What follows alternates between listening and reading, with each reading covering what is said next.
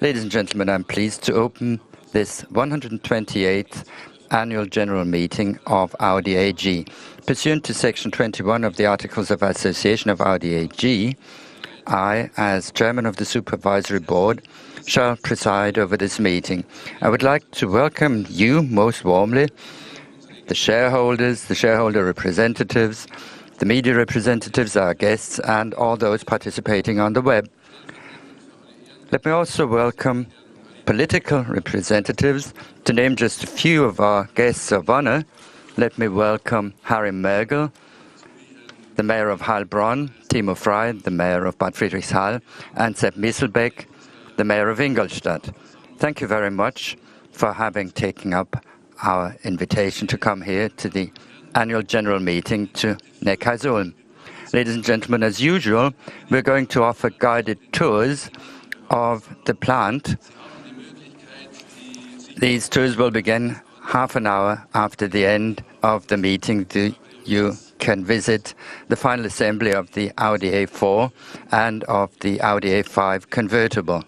If you're interested in a guided tour, please turn to our agents at the information counter. The meeting point for the meetings is the space outside the Nuvolari restaurant on the ground floor. Let me first of all turn to a few matters of form. The official record of this annual general meeting will be kept by Notary Public Dr. Peter Siegel from Stuttgart, sitting right next to me. All members of the Supervisory Board and the Board of Management are present here today. This annual general meeting was convened in due time and in due form. The invitation for this general meeting, along with the agenda and the resolutions proposed by management, were duly published in the Federal Gazette on the 11th of April 2017. The invitation was also made available to those media of which it can be assumed that they will spread the information throughout the European Union. This information was also published on the websites of Audi AG. The notary has received copies of this publication.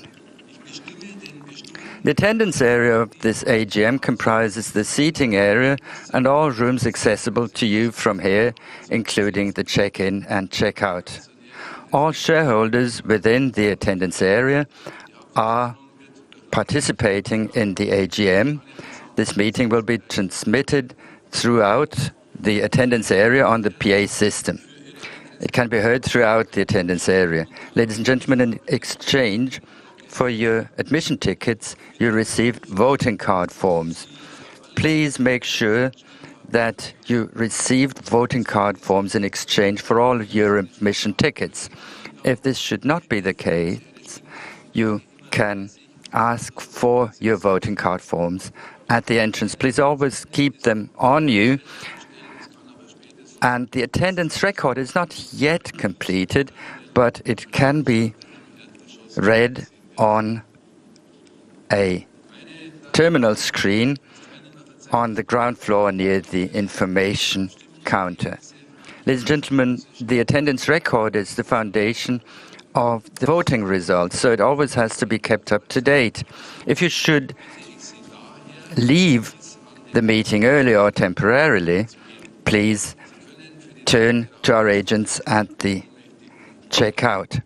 You can appoint a proxy for the time you're absent.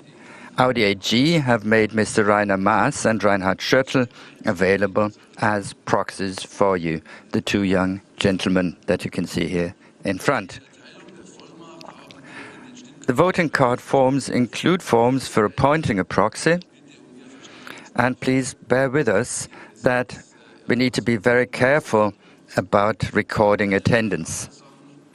All participants in this AGM are requested to take all their belongings with them when leaving the meeting. This is for your own safety and security.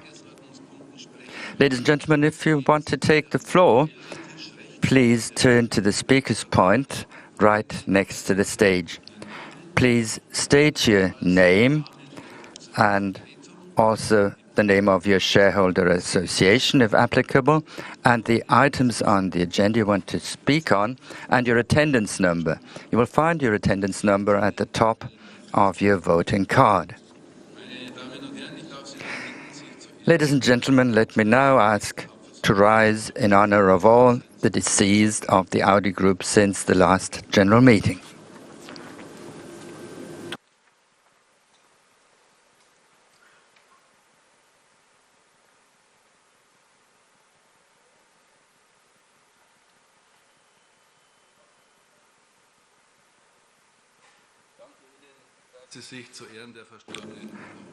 Thank you for having risen in honor of the deceased. Ladies and gentlemen, I shall now first of all give you the report of the Supervisory Board. I shall also comment on compliance to the German Corporate Governance Code. Then the Board of Management will give its report, then we will have a debate. And to start off the debate, I shall recount all the agenda items that are up for debate and shall remind us of some procedural matters. After the debate, we will take the vote on all agenda items.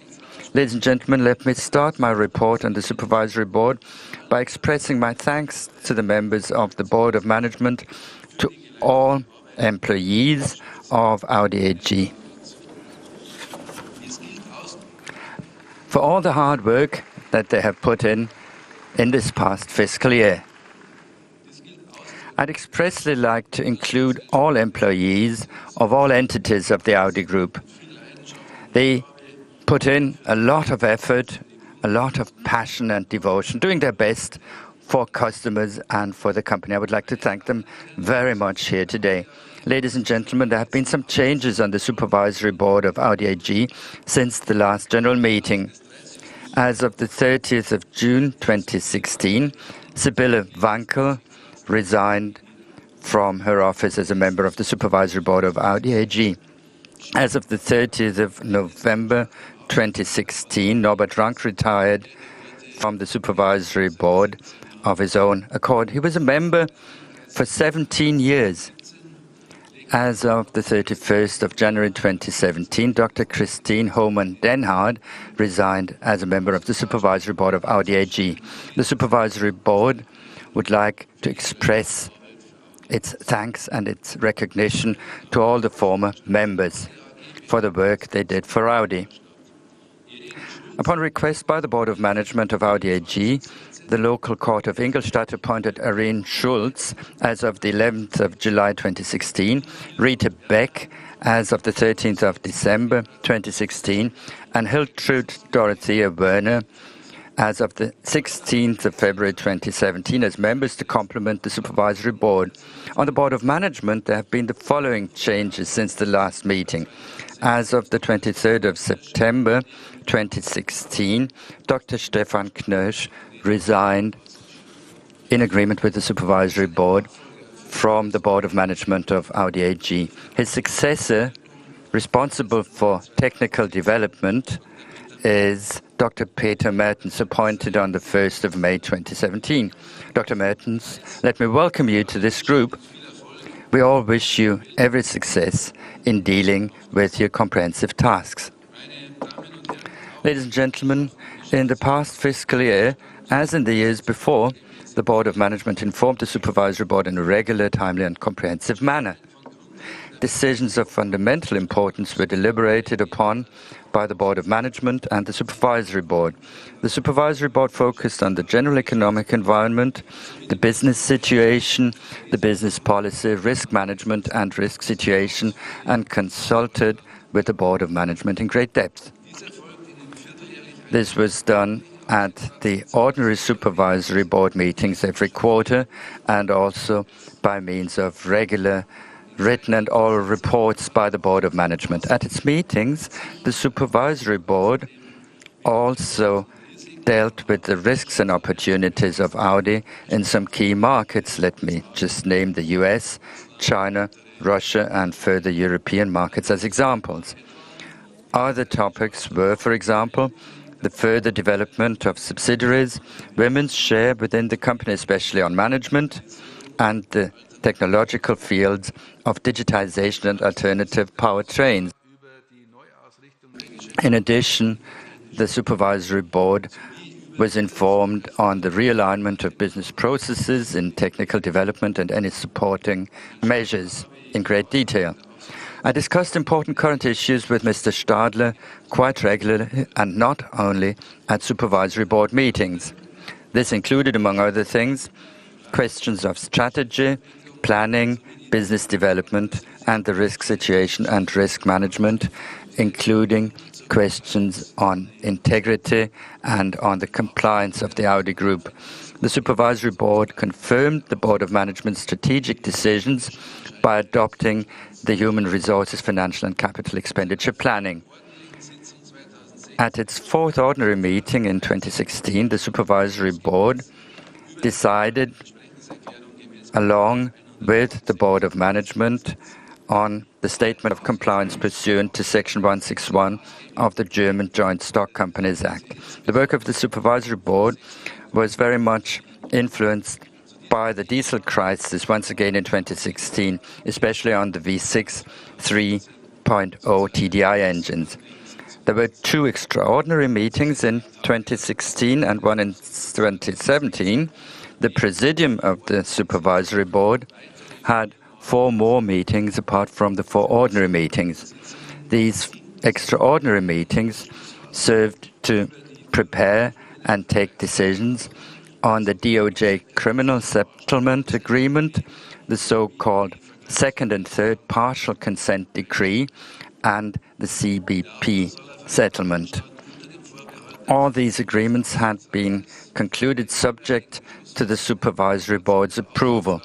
Before decisions were taken, the Supervisory Board asked for the advice both of internal and especially of external experts, both on technical and legal matters. Let me make this quite clear once again, speaking from here. The Supervisory Board and the Board of Management will not tolerate any violation of the law. Obeying the law, compliance, and blameless value-based actions are the foundation of sustainable economic success and for a good future for Audi and for all its workforce. There must not be and there will not be any compromises on this. Ladies and gentlemen, the Supervisory Board was informed by the Board of Management continuously on the diesel issue and was continuously updated.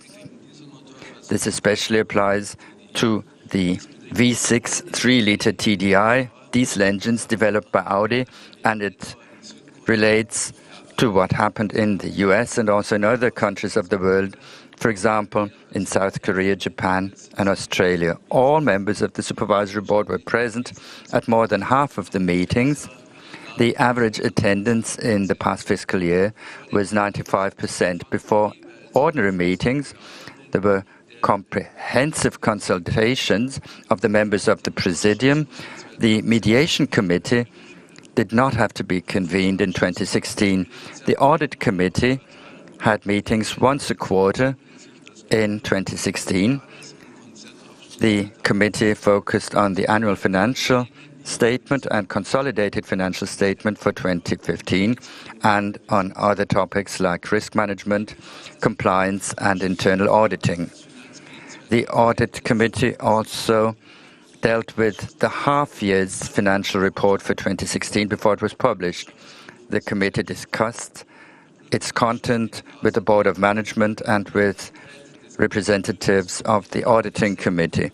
It also discussed the independence of the auditors and the results of any additional audits commissioned and the situation as of year-end 2016. Since the wrongdoings connected to diesel engines became known, the Audit Committee continuously focused on the topics of risk management, compliance, and internal audit. In this context, the Audit Committee took note of the further optimizations of the risk management process adopted by the Board of Management for the Audi Group with approval. The implementation was discussed. The implementation of the German Corporate Governance Code was discussed on the 24th of November. Both the Supervisory Board and the Board of Management published a joint statement according to Section 161 of the German Joint Stock Company Act. You will find the details and the rationale in the current statement of compliance. You'll find this on the web page of Audi AG, and further details can be found in the corporate governance report of Audi AG, starting on page 152 of the 2016 annual report. Accounts and consolidated accounts and the condensed management report were audited by PricewaterhouseCoopers. You will find the auditor's certificate on page 245 of the annual report. The members of the Audit Committee and of the Supervisory Board received the accounts and consolidated financial statements and the audit reports of the auditors in good time for their meetings on the 23rd of February 2017. At the meetings of the Audit Committee and the Supervisory Board, representatives of the auditing company explained the most important results of the audit in great detail. Afterwards, they answered any questions of the members of these two bodies. The Audit Committee recommended to the Supervisory Board in its meeting of the 23rd of February 2017 to approve the accounts and consolidated financial statements. This was done after reviewing and discussing the audit documents and based on the Audit Committee's own findings. The Supervisory Board followed this recommendation and approved of the annual financial statement. Thus, the annual financial statement is established. Ladies and gentlemen, let me now briefly mention a change in the remuneration system for the members of the Board of Management. The foundations of the remuneration system for the Board of Management were adopted by the 121st Annual General Meeting on the 20th of May 2010, with 99.7% of votes cast. Pursuant to the Supervisory Board resolution of the 24th of November 2016, caps are in place for the variable components of Board of Management remuneration. The Supervisory Board also agreed that further details and detailed numbers will be published in the remuneration report of Audi AG. You will find this in the annual report starting on page 153. Ladies and gentlemen, both the Board of Management and the Supervisory Board have both recommended to propose to grant discharge, that is, ratify the actions of all directors and officers. One exception is Dr. Stefan Knirsch. As there's still investigations underway, we propose to postpone the vote on this. The recommendation of the Board of Management and the Supervisory Board is also based on an opinion of the renowned Gleiss Lutz law firm. The result of their review has been that there were no breaches of duty during this period. This was also confirmed by Professor Dr. Goethe, the former presiding judge of the Second Civil Panel of the Federal Court of Law. Any recent developments, like the searches of Audi offices by prosecutors 2 months ago, were taken into account. Both Gleiss Lutz and Professor Dr. Goethe confirmed yesterday that the result of their reviews remains the same according to the latest state of the investigation.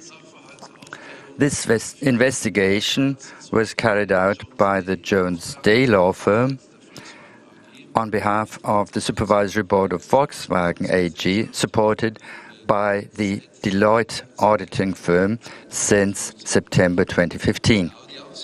The Audi Supervisory Board had decided at that time that Audi will also be subjected to the investigation. In its proposal, to approve the actions of the Board of Management members in office. The Supervisory Board expresses its trust in the members of the Board of Management in office.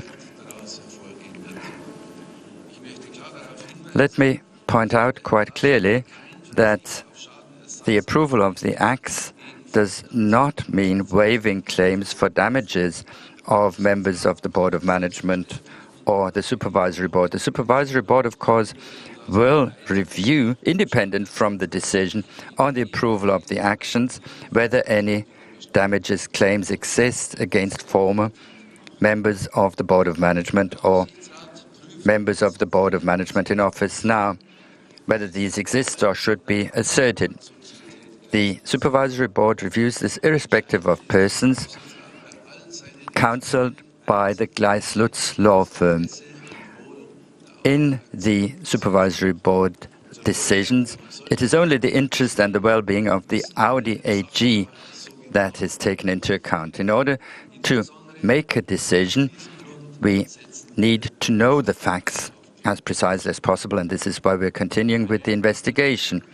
Ladies and gentlemen, Audi has learned a lot from the diesel crisis and has started important changes already. The way I see it today, this has been the most comprehensive change in the history of the company, which has now been started, and this process is continuing. At the same time, we need to focus on operating topics and on shaping the future. We have to do this. The car industry is facing fundamental change. Within the next 10 years, our business will change more than within the last 100 years. Audi can and must shape this transformation, being a strong part of the Volkswagen Group. I hope and I ask you for your confidence in the further development of your and our company. Ladies and gentlemen, this is the end of my report on the Supervisory Board. I would like to thank you for listening and would now like to ask Mr. Stadler and Mr. Strothbeck to give their reports on business in 2016 and on the current situation of the company. Mr. Stadler, you have the floor.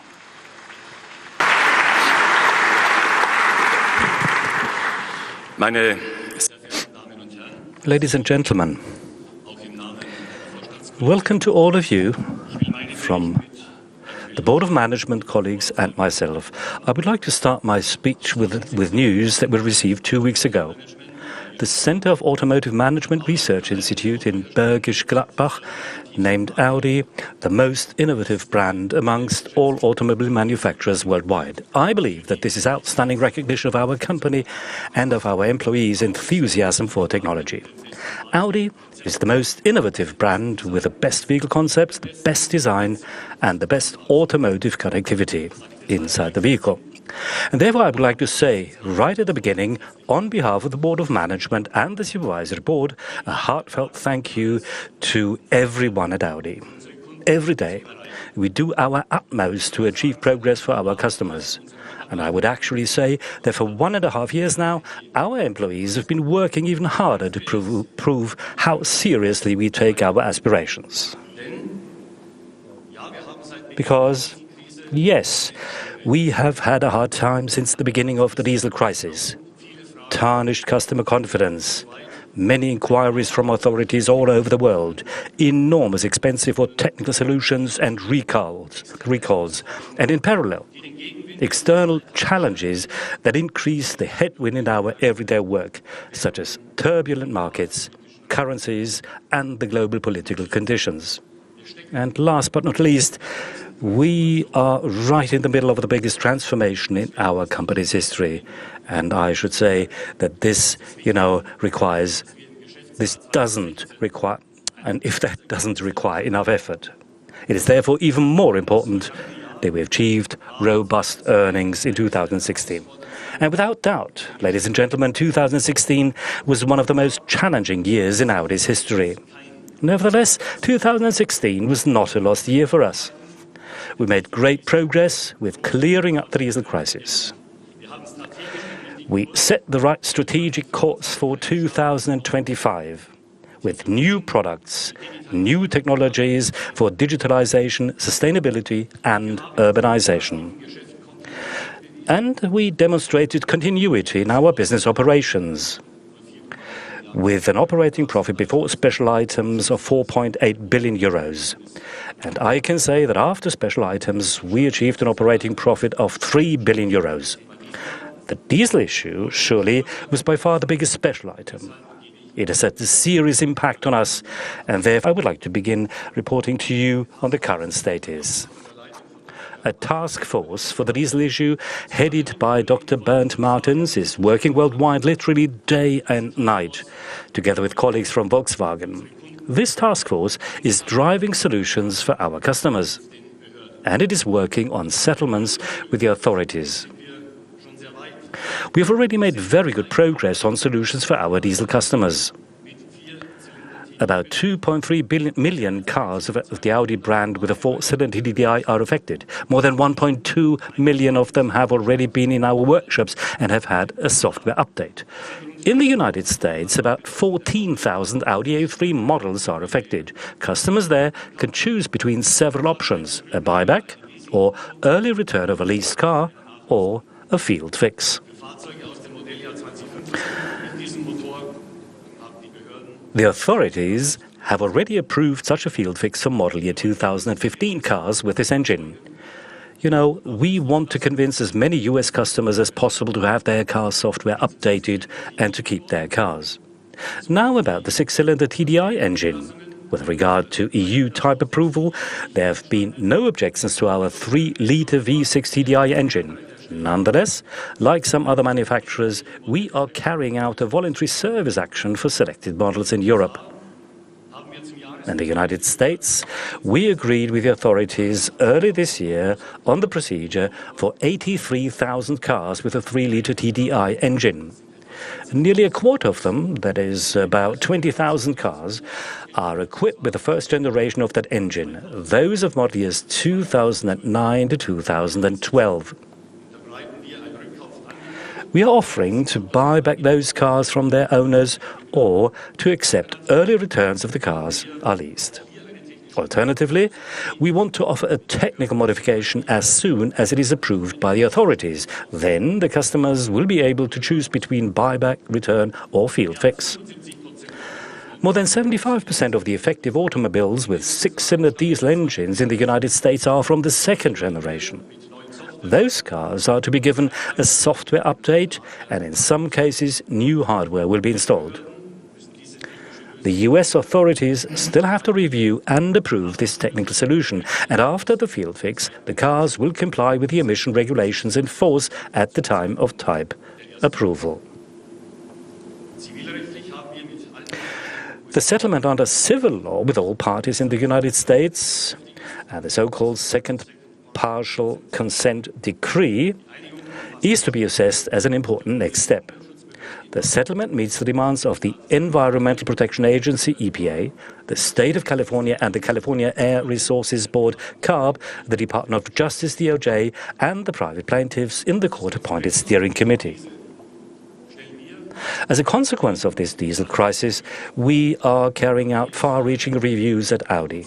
Above all, this involves improving processes, reallocating responsibilities, and adjusting our organization. We are establishing a new and expanded compliance structure with new reporting and control systems. We have strengthened the position of Chief Compliance Officer. In addition to his regular compliance tasks, he is also responsible for risk management and a central project management office, especially for attending to the requirements of the US Department of Justice. The Chief Compliance Officer reports directly to our CFO, Mr. Axel Strothbeck. In its meeting yesterday, the Supervisory Board decided to allocate Board of Management responsibility for integrity to Mr. Strothbeck. His overall area of responsibility is now finance, IT and integrity. In addition, Mr. Larry Dean Thompson will support the Volkswagen Group and thus also the Audi Group with this task as an external monitor for a period of 3 years. And this will take place in accordance with the conditions of the settlement agreement between Volkswagen Group and the US government. We consider the monitor as an opportunity that we will utilize to strengthen our processes. We have also made an important organizational change in the technical development division. We have now strictly separated the functions of product development, homologation, and type approval. We have now set up a new department for technical conformity, with special responsibility for type approval procedures in the markets.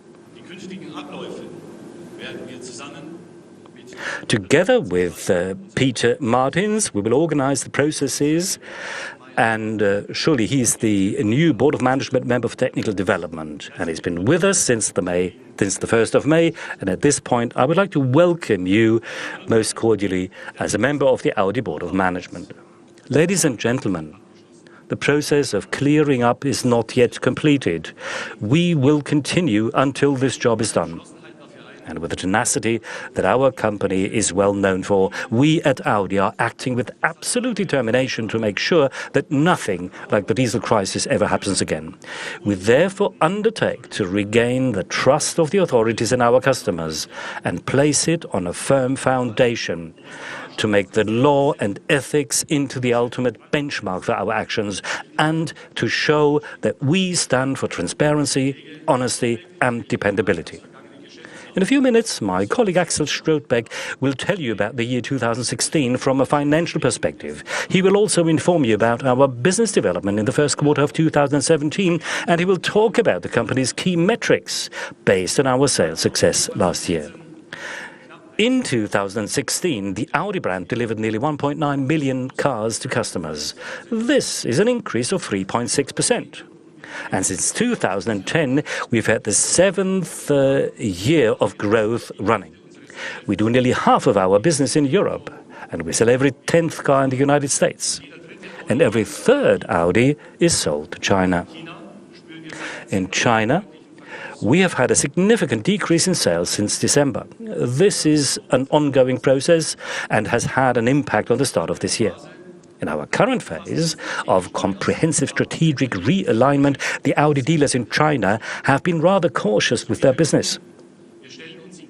The background is that we are taking the new approach of a two-partner strategy in China. We have negotiated and signed a memorandum of understanding on the key points with Shanghai Automotive Industry Corporation, SAIC, the existing partner for the Volkswagen Group in SAIC, SVW, Shanghai Volkswagen. Now, what is the motivation for a two-partner strategy? We want our market leadership of recent years in a growing premium market to continue for the long term. And we want to secure it. And for that reason, we want to place our business on two pillars in our most important single market. Again, in the long run, our sister brand Volkswagen has operated with two partners in production and sales for many years. Another reason for our repositioning is that we want to accelerate the implementation of many innovative business models in the future. New sales formats, mobility services and digital services. At the same time, we have agreed on a 10-year plan with our long-standing joint venture partner. And this means we are firming our commitment to long-term cooperation. More activities to enhance our image and prestige. More cooperation in the field of electric mobility. And more local production in China, and thus more growth. As a consequence, we will expand our model range systematically, quickly and consistently. For example, following the example of the Audi A6 E-Tron, and this is what we're going to do over the next 5 years, including the plug-in hybrids and the electric cars. We are convinced that the Chinese market is big enough and is continuing to grow, and this will guarantee stable growth to all our partners. And now I would like to talk about the models which will be introduced, which have been introduced in 2016. We launched more than 20 new or updated Audi models worldwide in our sports spearhead. The Audi R8 is now available as a convertible version. The Spider is available, and the TT will be available in its third generation as an RS model again. And the TT RS Coupe and the Audi TT RS Roadster, with their 5-cylinder engines, stand firmly in the tradition of our legendary rally models. We completely renewed our successful Audi A4 A5 core model series last year. The Audi A4 is now available as a sedan, Avant, and all-road quattro. The Audi S4 sports version is available as the sedan. And, in Europe, the A4 is really making progress as the market leader. And the second generation of the Audi A5 and S5 as a coupe, as a sportback, as well as a sedan. And the Audi A5 Coupe has won the Golden Steering Wheel as the best sports car. And the Audi Q2 won our second Golden Steering Wheel. It was introduced last autumn, and our order books are filled, and I can say that this car really addresses the zeitgeist of young people in particular. Meanwhile, every third Audi customer buys a Q model. A 16% increase in demand for our sports utility vehicles. The second generation Audi Q7 convinced more than 100,000 customers in its first full year. This is twice as many as its predecessor achieved on average. Demand is particularly strong for the most powerful model version, the Audi SQ7 TDI. The Q7 won the Best Luxury SUV accolade from Consumer Reports in the United States this March. Furthermore, Audi was placed as the best brand in this consumer ranking. Back to the Audi Q7.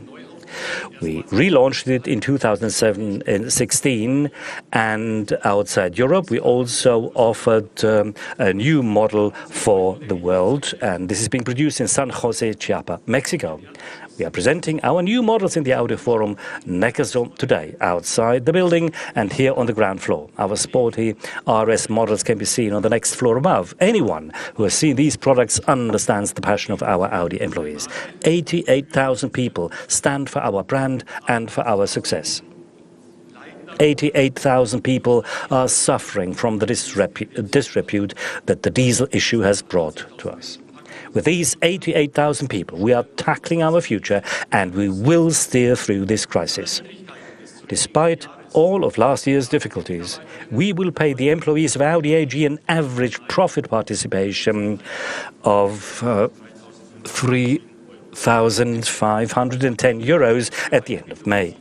Internally, we've massively expanded our program for further training on electric drive systems, on high-voltage safety, for example, or on digital learning formats and technologies such as virtual and augmented reality.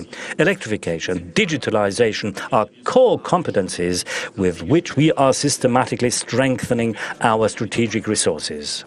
By doing so, we are preparing our workforce for the future. Ladies and gentlemen, let me now take stock. Summarizing what we've achieved at Audi in the past 10 years. Our brand success story becomes very clear. We've increased our deliveries to customers by 1/3 in Europe. We've more than doubled them in the United States, and we've increased them 7-fold in China. But we have grown not only in terms of sales volume, our key financials also reflect the successful development of the past decade. We have nearly doubled our revenue. We have more than doubled our earnings. And over the last few years, we've lifted them to a level of €5 billion. With this dynamism, we at Audi, we will tackle the issues of tomorrow and the further future beyond. I will tell you more about that in the second part of my speech. Mr. Trotbeck, you have the floor now.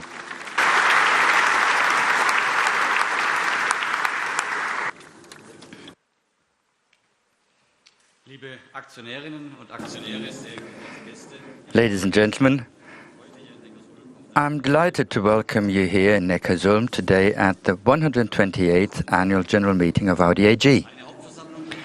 An annual meeting to look back on the year 2016, without a doubt one of the most difficult but also one of the most strategically important years in our company's history. Because it is now about managing current issues while positioning ourselves for the future and with the right focus. That's the key to our ongoing profitability and success. And that is therefore also our common business responsibility of the Audi Board of Management.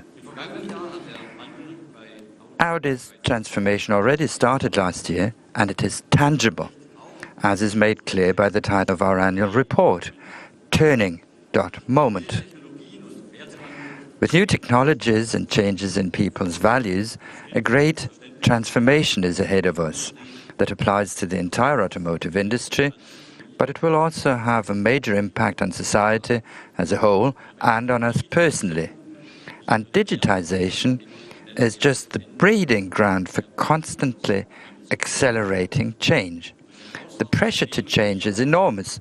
We accept this challenge responsibly and with a clear focus on our targets.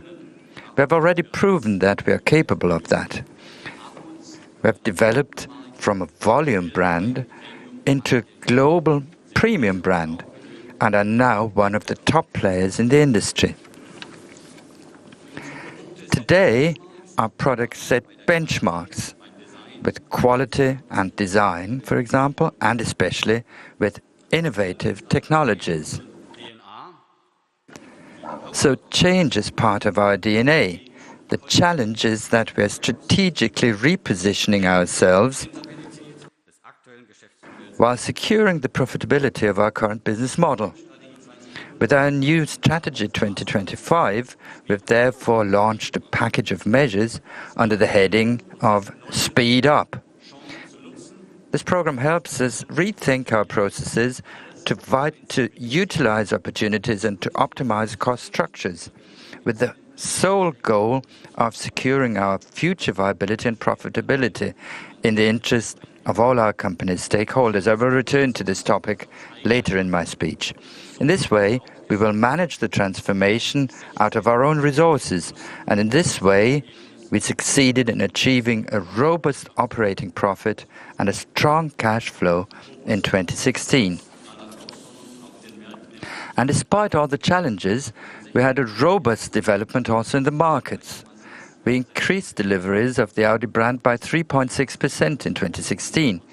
We achieved balanced growth and increased our unit sales in all three core regions.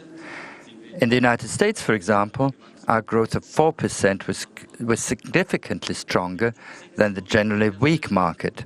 In fact, we were the only OEM to achieve growth among the top 6 in the US premium market. In addition to the new A4, the new Q7 also developed very positively. Our top-end SUV was launched in the US in spring 2016.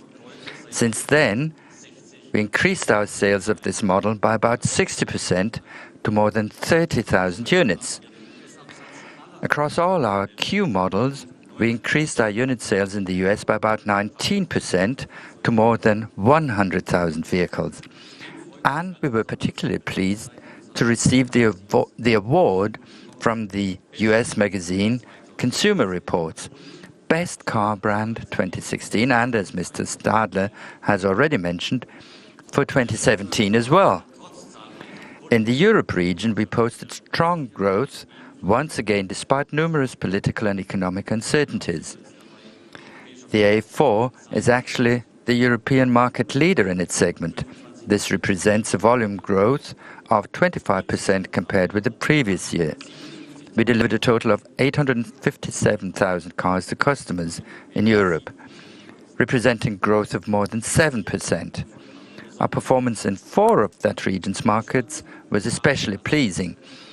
Germany with nearly 300,000 opportunities, or plus 8.6%.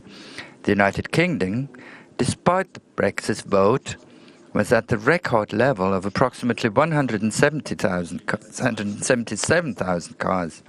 And we had double-digit growth in both Spain and Italy. Let's now turn to China, our biggest single market. China continues to be one of the world's fastest growing economies, which is reflected by the Chinese car market. We increased our car sales in China from an already high level by another 3.6%, delivering 590,000 automobiles. Demand is high also in the premium compact segment. Compared with the previous year, sales of the Audi A3 were up by 30%, and with an increase of about 28%, significantly more Chinese customers decided in favor of the Audi Q3. Since last fall, the new Audi A4 with a longer wheelbase is also available at dealerships. In addition, we have the market launch of the locally produced plug-in hybrid Audi A6 E-Tron. So we're setting an important milestone in the electrification of our Chinese model range. And already this year, the Audi Q7 E-Tron will follow as an import model. Ladies and gentlemen, conditions remain challenging, but our core business is robust. On the revenue side, thanks to our strong unit sales, we reached the new record of 59 billion euros.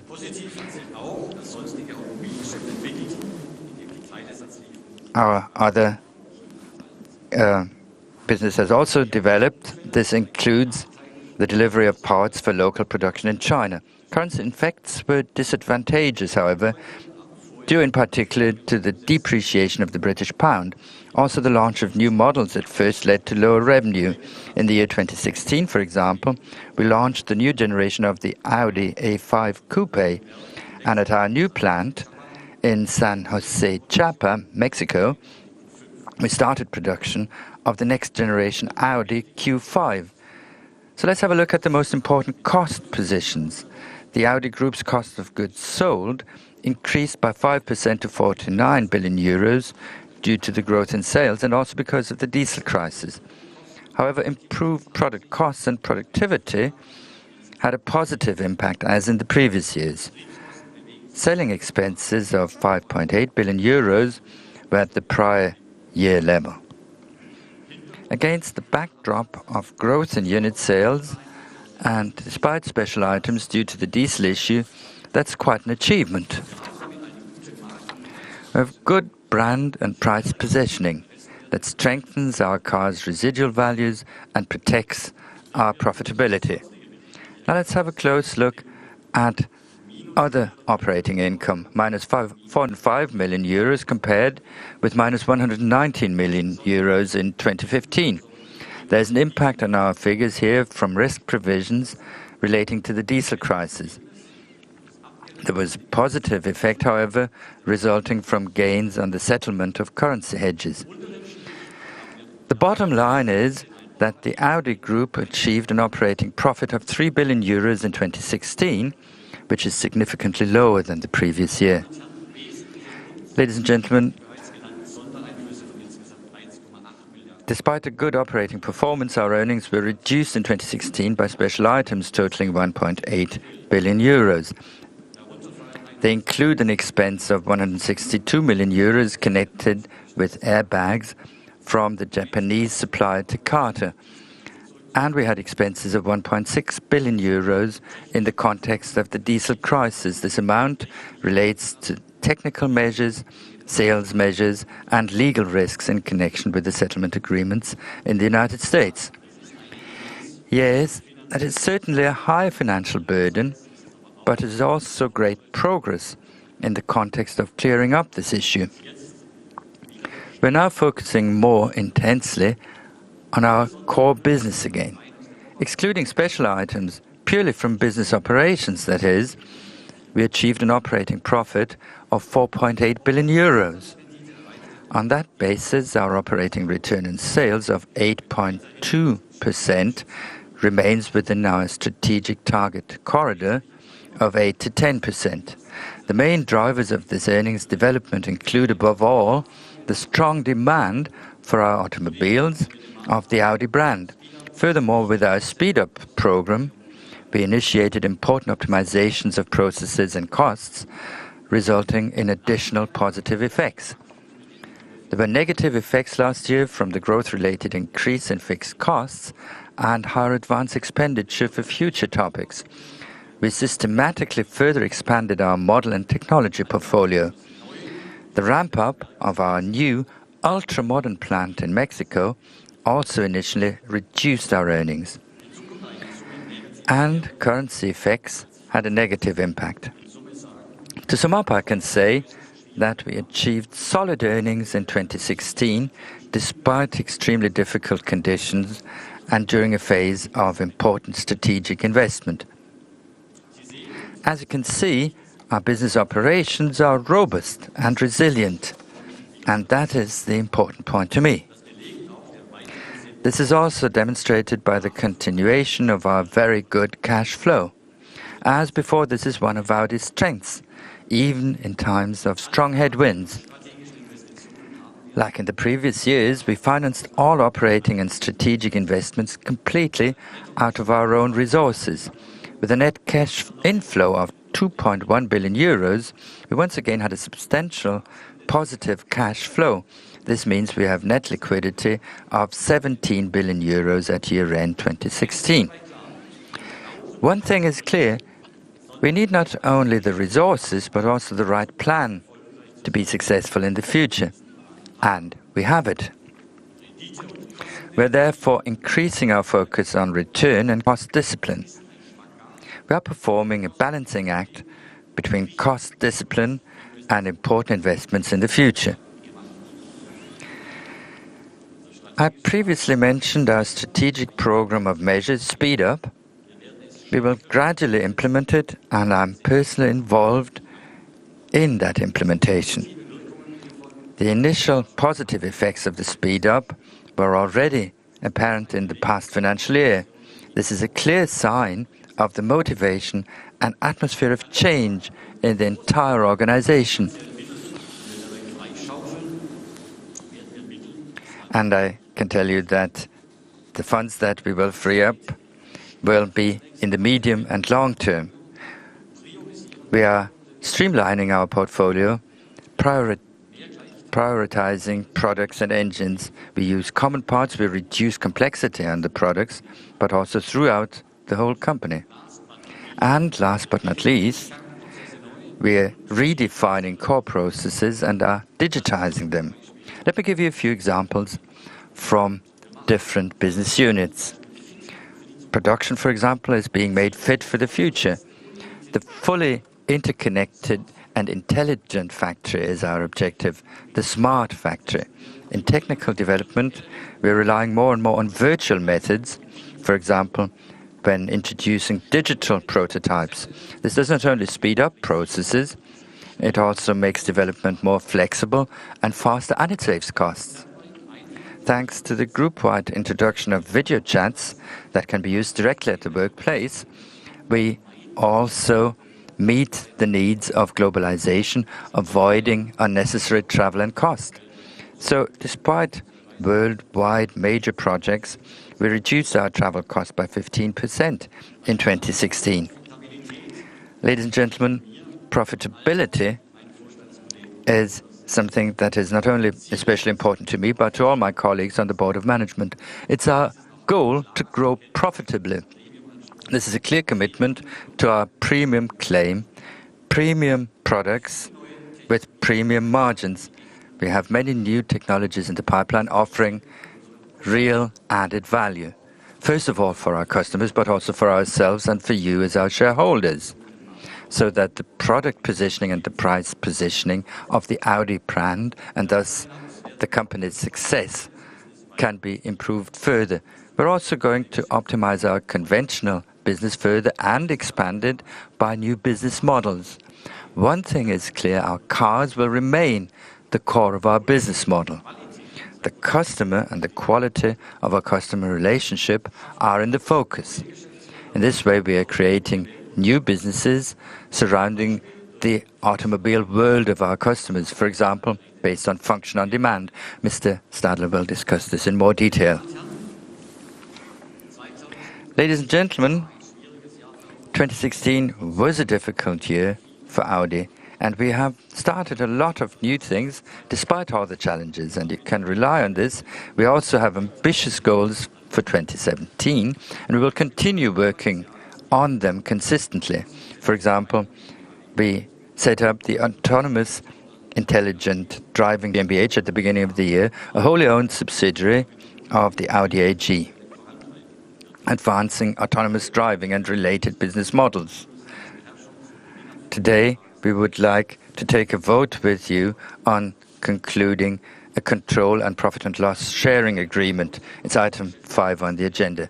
Let's now take an outlook on 2017. As we saw at the year end, it was a difficult first quarter, characterized by the special situation in China, as Mr. Stadler discussed in detail.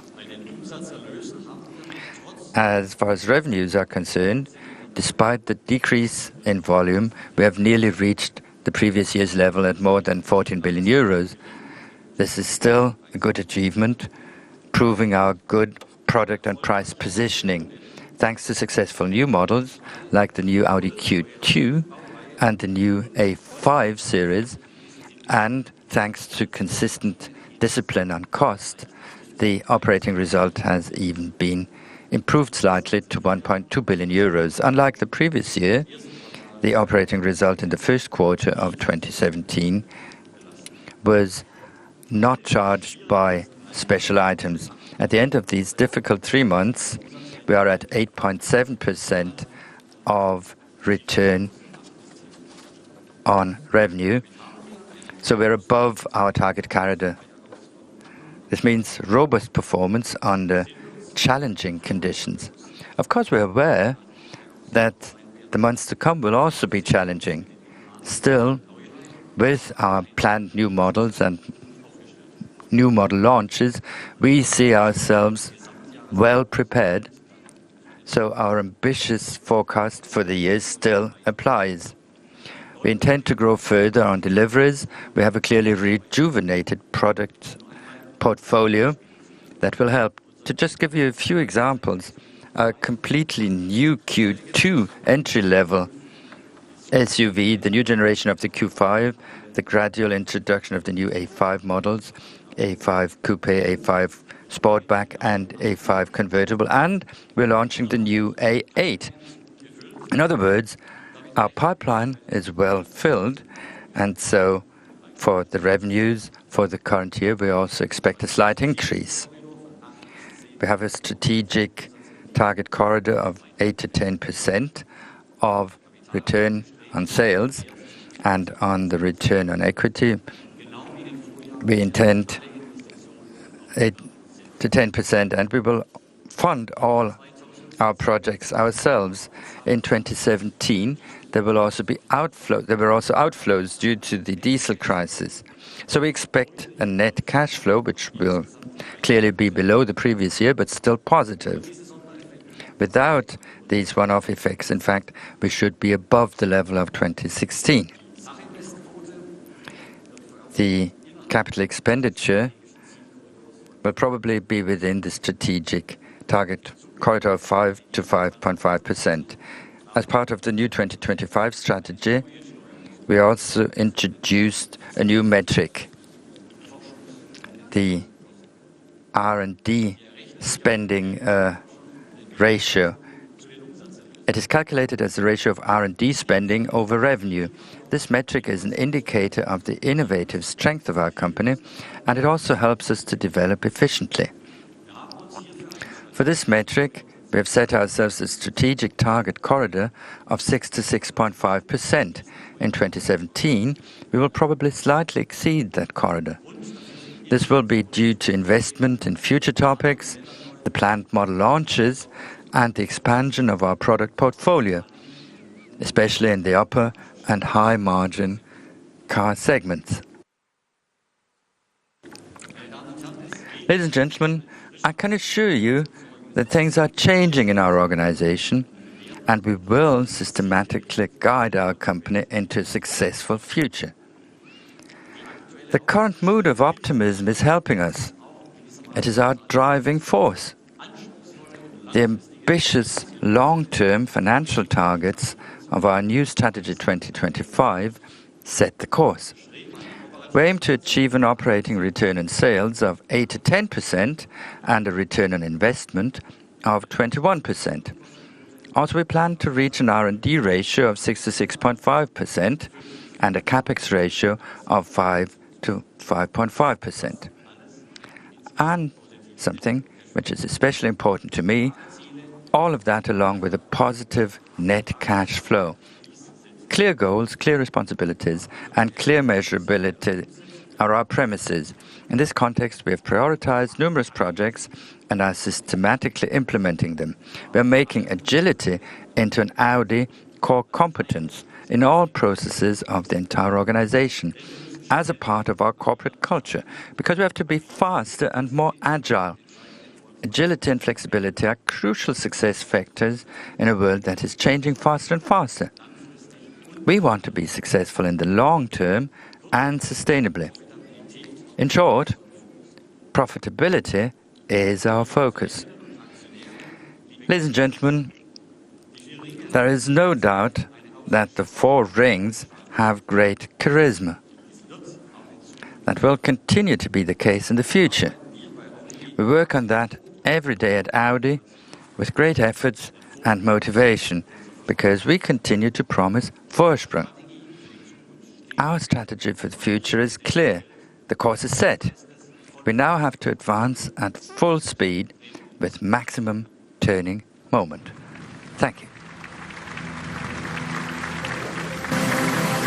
The automotive industry is experiencing the biggest transformation in its history.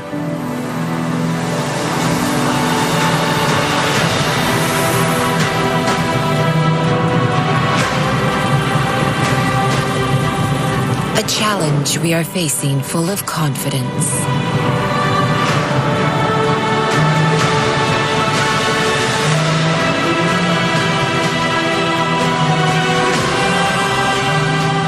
Open, agile, and positive.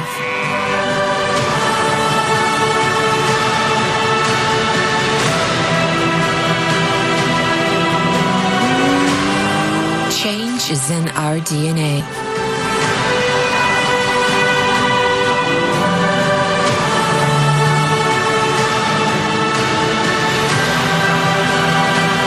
We have now set new goals for ourselves.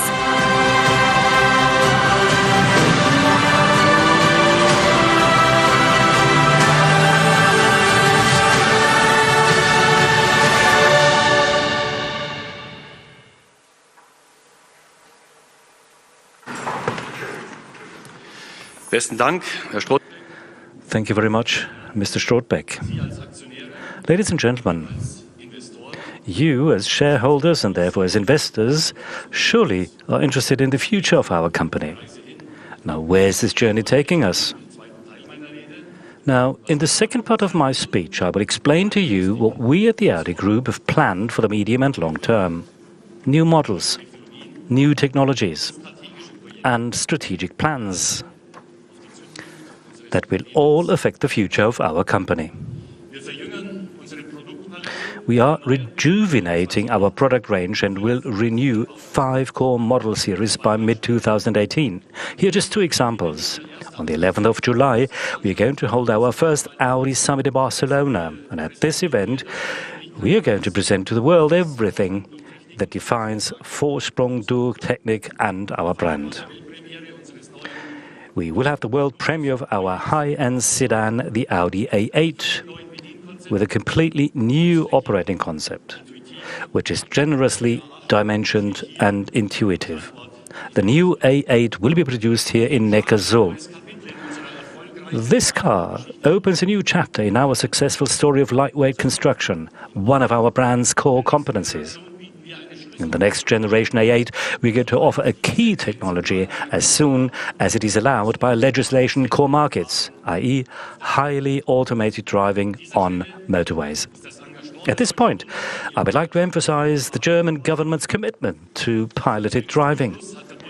With its latest resolution, the Bundesrat, the cabinet has prepared the way for modern road traffic laws. This will make Germany into a pioneer for automated driving. In the first stage of application, the car takes over the task of driving. In slow-moving traffic on the motorway at speeds up to 60 kilometers per hour, it will be possible to take one's hands off the steering wheel, and the driver can then do other things, such as, using digital services for information and entertainment, maybe. Well, now let's look at the second model series that we will renew. The new Audi A7 will continue to be the most progressive large 5-door top segment coupe. It will have its world premiere in the fourth quarter. And like the first generation, the design of the new Audi A7 makes a striking statement for our brand.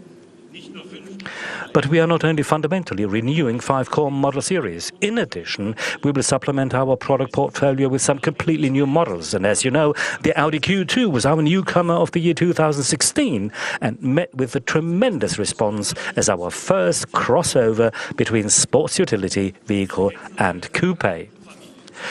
We are now supplementing our successful Q family with 2 new crossover concepts featuring very sporty styling. The first new model is to be launched in 2018. The Audi Q8 will combine the elegance of a coupe with the functionality of an SUV. We presented 2 show cars at the Detroit and Geneva motor shows. Both models are plug-in hybrids. They have a powerful TFSI 6-cylinder engine and a powerful and efficient electric motor. And you will recognize the Q8 from its low roofline and its extremely sporty stance. We will produce it as of 2016 in Bratislava, where its sister model, the Q7, is also produced. Also in 2018, we are going to launch the Q3 and then the Audi Q4. And with this car, we are going to enter the segment of compact utility vehicles, that is CUVs. The very sporty Audi Q4, with a typical coupe silhouette, will be positioned between the Q3 and the Q5. In addition to the 2 new Q models, we will electrify our customers with the launch of numerous environmentally friendly E-Tron models. Between 2020 and 2023, we anticipate strong demand for purely electric automobiles. By then, at the latest, we will have significantly more sales stimulus from electric cars in markets all over the world. Now, in 2018, we are going to launch the Audi E-Tron. Yes, you heard me correctly. It's simply called E-Tron. With this car, we'll make a break from our naming convention, because this car marks a turning point for us, like the Audi Quattro in the 1980s, which already revolutionized the drive concept. The battery electric Audi E-Tron is an SUV. It is the first electric car from Audi with a range of more than 500 kilometers, a unique driving experience, and a fantastic, excellent design. And I think we will make the electric car into a must-have in the coming decade. Now, in 2019, we are going to follow this up with the Audi E-Tron Sportback, and we've shown you how we imagine this model to look like, and this was at the Shanghai Motor Show in April. The Audi E-Tron Sportback concept is a design study and technology pioneer, an e-car and power pack in coupe form, and we are proud of this. Its design language carries over the classical Audi elements into the new architecture of e-mobility. And in the following year, that is 2020, we are going to offer a premium electric car in the compact segment too. This will be based on the Volkswagen Group's modular electrification platform MEB. And this is a great case in point. That is how we would like to and can use and harness maximum synergies within the group. Starting in 2021, we are going to electrify Audi models in each core series. Now, in order to make even faster progress with this future-oriented task, Audi and Porsche agreed on April the 5th, 2017, to cooperate on engineering development. And together with Porsche, we will develop the premium electrification architecture, our electric cars, in the forthcoming 10 years. With this combined expertise and know-how of the two companies, we will optimally utilize and harness the synergies of our premium brands. Together, we will set the technical course for the future. We will tackle the topics of electrification, digitalization, and autonomous driving in collaboration with our colleagues from Porsche. And this cooperation makes great economic sense, too. It will make the development of our electric cars significantly faster and more efficient. And thanks to economies of scale, material unit costs will also fall significantly. Across the brands, our cooperation with Porsche will create potential of cost reductions in a triple-digit million amount every year. And one thing is certain. Our customers will always recognize Audi as an unmistakable Audi, so this will continue with our intensified cooperation. We take the target of zero emissions seriously. Our mobility of the future will be emission-free in the long term. That's why we venture the following prediction. By the middle of the next decade, every third Audi delivered to a customer will be either partially or fully electric. This means we will make the models we offer so attractive that at least 1 in 3 customers will make the change.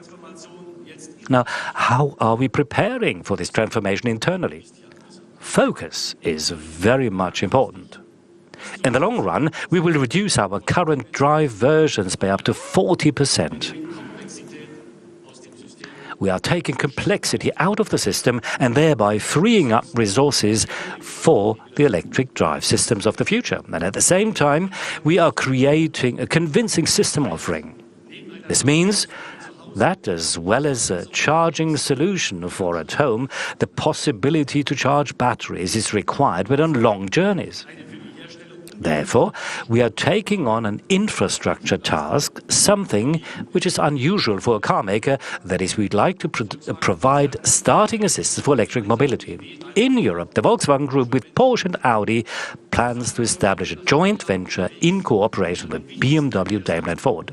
Together, we want to set up high-performance charging points with up to 350 kilowatts for fast charging when on long journeys on the main highway routes in Europe.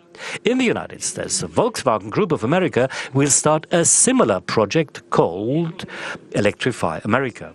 So, from the E-Tron models and the related system offering, I will now turn to production. Our Audi plants are the cornerstones of our brand in the transformation process towards sustainable mobility. Brussels is the production site of our first electric car. Such a car requires sustainable production, surely. And our credo, our creed, is clean cars from clean factories. We therefore plan to make our plant in the capital of Europe into the first CO2-neutral Audi plant. We will also set up our first battery production in this pioneering plant of our electrification. The Audi plant in Neckarsulm will become the competence center for the development of fuel cell technology for the Volkswagen Group. You see, hydrogen as the energy source is the next major milestone on our electrification roadmap.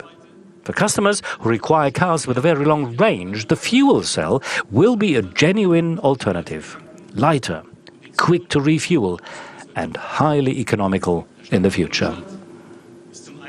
The Ingolstadt plant is, on the one hand, the brand's main development center. As the biggest production facility in the Audi Group, it has expertise in electric mobility. And it has experience with integrating plug-in hybrids very efficiently into the existing production infrastructure. We are also basing the e-Tron drive technology for the Audi A3, A4 and A5 models in Ingolstadt too. The facility in Győr, Hungary is starting with production of electric motors for our Audi E-Tron.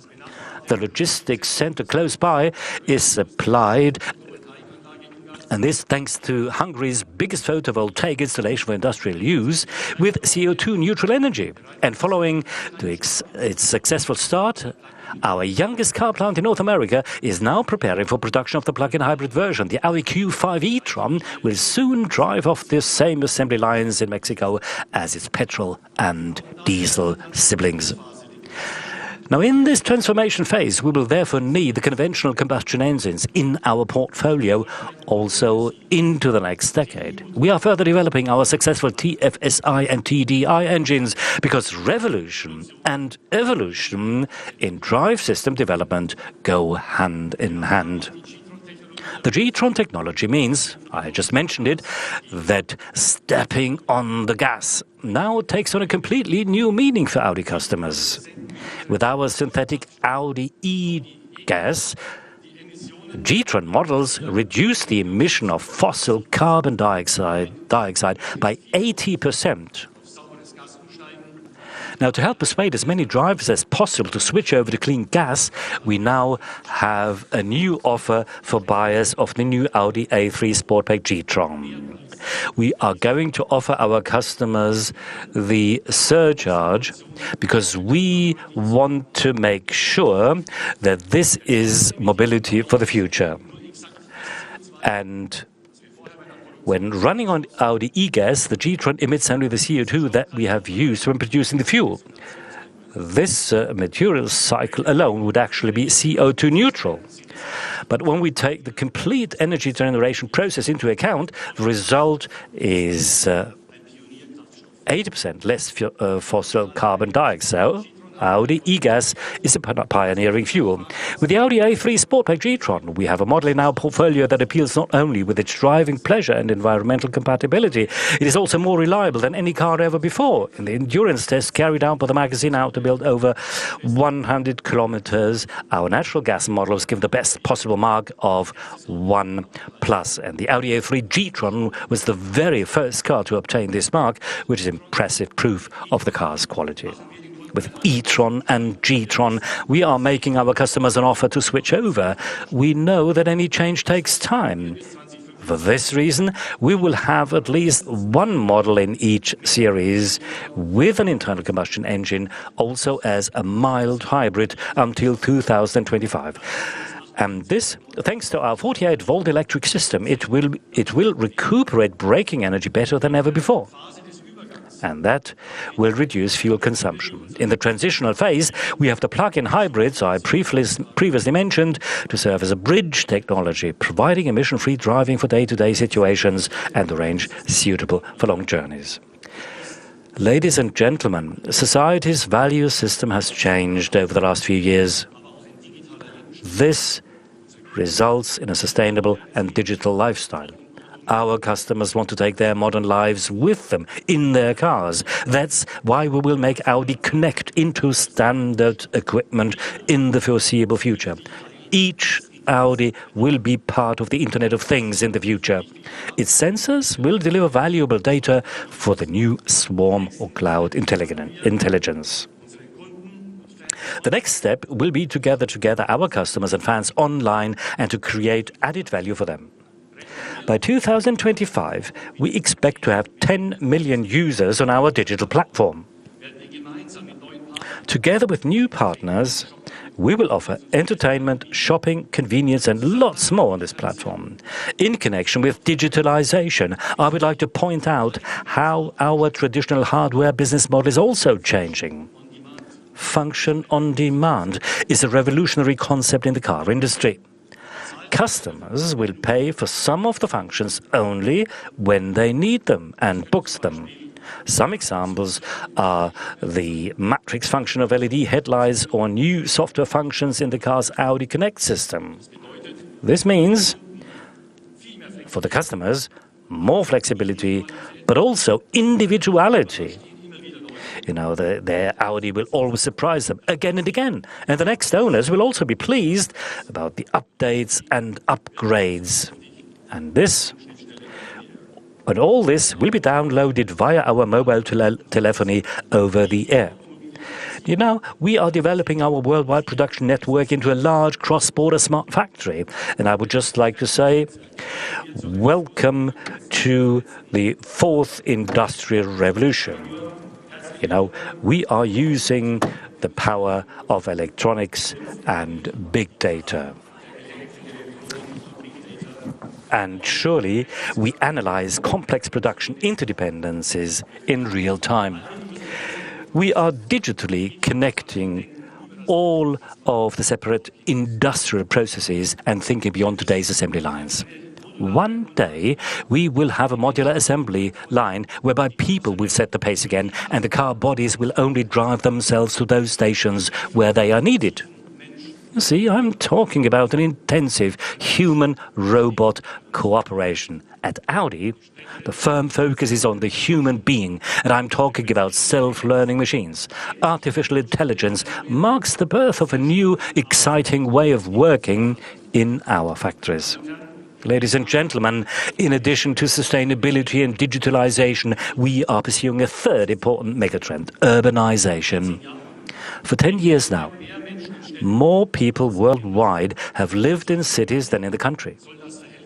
On the countryside, sorry. By 2050, the ratio is expected to be 70-30. Cities are getting bigger and bigger. The essential backbone is mobility. Space is becoming scarce, traffic jams are getting worse, and intelligent solutions are required. Now, in this decade, we will create innovative mobility services for people living in cities in more than 15 markets. That is, those living in these conurbation areas, in these big cities. Pilot projects of recent years under the leadership of Audi Business Innovation, such as Audi On Demand, Audi Shared Fleet, Audi at Home, or Audi Select, are all scalable projects for the next few years. And we are developing technologies for the city of the future. Piloted parking, piloted driving, detailed digital maps from our investment in HERE, which is producing the world's biggest real-time reality index, connected stoplights, parking spaces, parking garages, and the swarm intelligence or cloud intelligence of objects in the Internet of Things. We see potential for highly automated driving also in the city, where traffic is highly complex. This is the ultimate test for us and the entire industry. So in the next decade, we will also have robot taxis. They will close the gap in urban public transport. And we will first experience cars without a steering wheel and pedals, and this on predefined short journeys. Self-driving systems are the basis. In this context, we've just founded a separate company which is going to work for the entire Volkswagen Group. It is called Autonomous Intelligent Driving. The first self-driving cars will be on the roads in cities early in the next decade. And we've set up this company as an open platform, like with our investment in the digital map company HERE. Partners in the automotive and IT industries are welcome, and they will connect with us. Ladies and gentlemen, over the last few minutes, I've sketched out how Audi is on its way into the year 2025. Now, let me summarize. First, we are rejuvenating and broadening our product range. 5 core model series up until 2018 and 2 new Q models.